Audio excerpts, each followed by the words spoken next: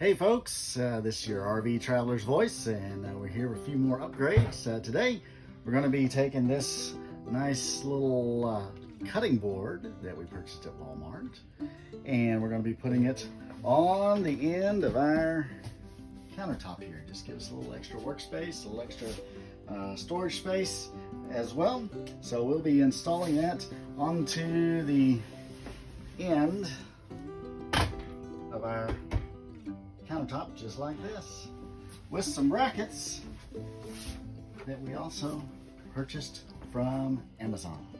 So we'll put the links to these brackets on Amazon and try and get a picture of this from the Walmart website as well for the cutting board.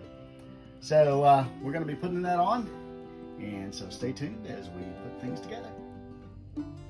So as we progress in this, oh, and by the way, I'll tell you a little bit about, I have a few upgrades myself, so you'll see me in this little back brace here. I got a little upgrade in my back, but it's not slowing me down too much, and we're doing some little light duty work this morning. So the first thing I've done is I've laid out my support brackets on the bottom side of this shelf and this cutting board. And you see this cutting board came with a nice little relief channel around it. We're going to put that on the bottom and make it a nice flat surface. So we're going to mount these brackets on the back side of that cutting board, and I've laid it out flush with one edge, and I've got my pin here, and I'm going to mark my holes, and I'm going to drill a couple of pilot holes into this wood so we don't split the wood as we attach the brackets to it.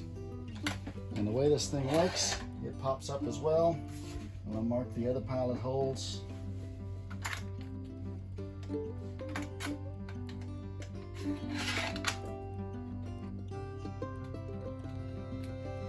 And we're going to drill some pilot holes to put the screws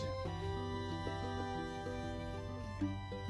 So we held the brackets in place, and we marked a couple of pilot holes through the bottom holes of the brackets.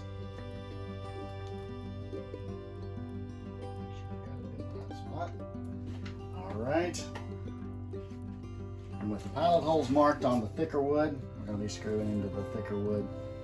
I'm going to drill a couple of pilot holes and then put the screws in. Go.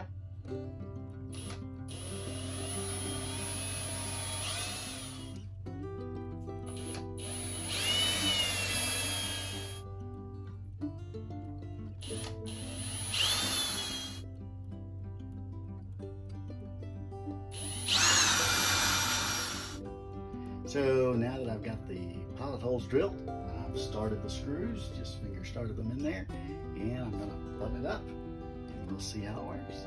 We've got it installed now, and so I'll give you a little demonstration of how it operates with the brackets. Just lift up and it snaps into place, so it's locked and good and sturdy. To close it, you just squeeze the two brackets, and it closes flush.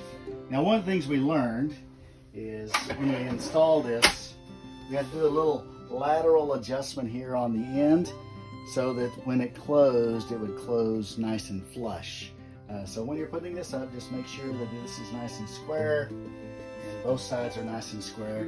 And don't get frustrated if you get a little bit off. You can loosen the screws up, and there's just enough little adjustment, horizontal adjustment, so that you can make it where you can close it and it closes nice and flush.